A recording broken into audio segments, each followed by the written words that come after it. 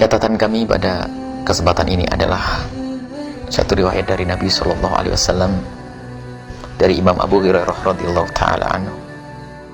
Hadis yang diriwayatkan oleh Imam Bukhari dan juga Imam Muslim,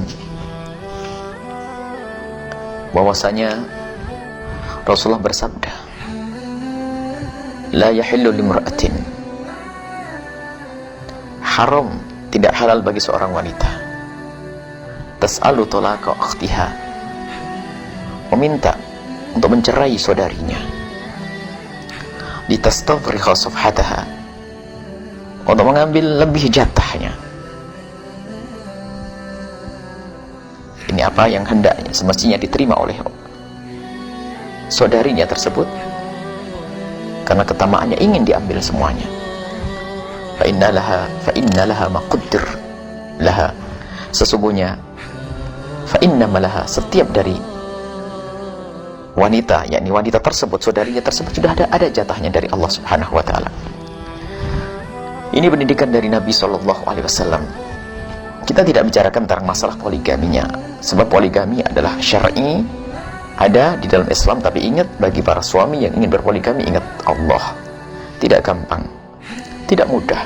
Ada tanggung jawab besar di hadapan Allah, ada keadilan di situ, ada pendidikan di situ, bukan hanya urusan syahwat. Sehingga para kekasih Allah kalau ditanya tentang poligami, beliau lebih banyak beristighfar, karena bukan pekerjaan berat, bukan pekerjaan gampang. Khawatir nanti berbuat zalim. Tapi begitu banyaknya, mudahnya sebagian orang mau main-main urusan poligami. Tapi poligami syar'i, jangan ditolak.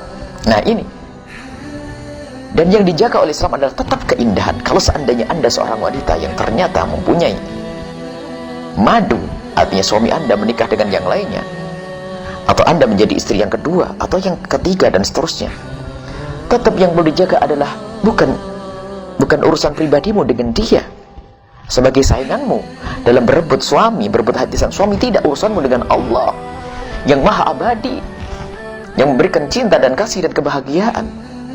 Maka dilarang jika seorang wanita meminta suaminya untuk mencerai salah satu istrinya karena kerakusannya, karena ingin memilikinya secara sendiri, karena sesuatu sudah terjadi dan ini syar'i. Maka diharamkan yang demikian itu, menjerumuskan sehingga sampai suami mencerai tanpa ada sebab yang syar'i, suami masuk kepada keharaman. Memang pendidikan untuk menikah ada sendiri, akan tapi di saat sudah terjadi semacam ini, hendaknya para istri menata hati, meminta mencerai. Masya Allah, luar biasa. Biasanya ini dengan tuduhan merusak keluarga dan seterusnya. Tidak, yang menjalankan syariat tidak akan merusak namanya keluarga. Hanya memang semuanya harus menjalankan syariat untuk dirinya sendiri terlebih dahulu. Seorang suami harus benar-benar di saat melangkah kepada poligami harus berpikir ulang, karena itu bukan main-main. Maka di saat seorang wanita, seorang laki-laki mengambil poligami, tidak berpikir secara jernih, memikir kemaslahatannya, maka muncullah poligami yang merendahkan wanita. Dan ini menjadikan bermasalah poligami itu. Jadi hakikat poligami tidak bermasalah jika dijalani oleh orang yang ngerti syariat Nabi SAW.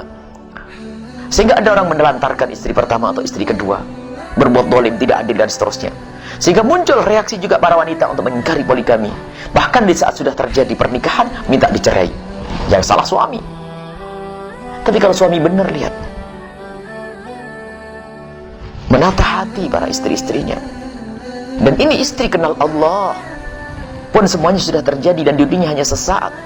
Tidak ada perlunya aku berebut suami di dunia lalu aku masuk neraka. Tidak ada. Tata hatimu. Dengar Nabi SAW, la yahillu limra'atin tas'alu talaqa ukhtiha, tidak halal, artinya haram, kalau ada seorang istri minta kepada suaminya untuk mencerai madunya. Mencerai madunya, lihat, dilarang. Padahal madunya siapa? Yang secara lahir telah merebut suaminya mungkin. Secara lahir, pada hakikatnya adalah ini syariat Nabi, tidak ada rebutan yang menjadikan haram asalkan benar sang suami. Dengan madunya saja tidak diperkenankan. Bagaimana kalau kalau seorang wanita benci kepada seorang wanita lain, lalu mempengaruhi suaminya agar mencerainya? Na'udzubillah. Bukan urusan madu ini, bukan. Bukan urusan saingan dalam merebut suami, bukan dalam pengabdian kepada suami, bukan. Tapi orang lain, seorang wanita karena bencinya dengan wanita, bukan saudarinya, mungkin pokoknya wanita muslimah atau siapa saja, mempengaruhi, menggoda laki-laki sampai mencerai istrinya. Naudzubillah, terkutuk itu wanita. Merusak, orang lain itu merusak dengan yang demikian itu. Akan tapi kalau Anda istri kedua lalu menikah dengan suami, dengan seorang laki-laki, maka hendaknya engkau mengajari suami agar adil dengan istri yang pertama. Kalau tidak, Anda juga masuk neraka. Dunia sederhana. Dan Anda istri yang pertama, kalau Anda sudah menemukan suami Anda seperti itu, hendaknya ditata hati. Jangan sampai kita masuk murka Allah Subhanahu wa ta'ala. Tapi ingat, para suami pun di saat harus mengambil langkah poligami, harus hati-hati. Sebab jangan sampai syariat Nabi Muhammad direndahkan gara-gara perilaku kita.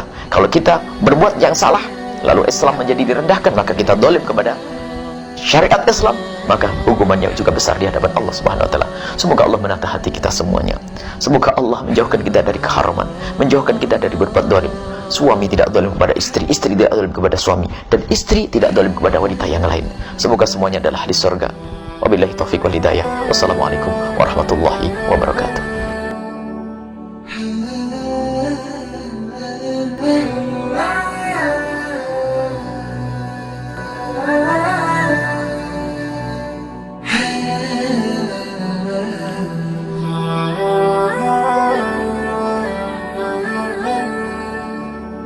Alhamdulillah.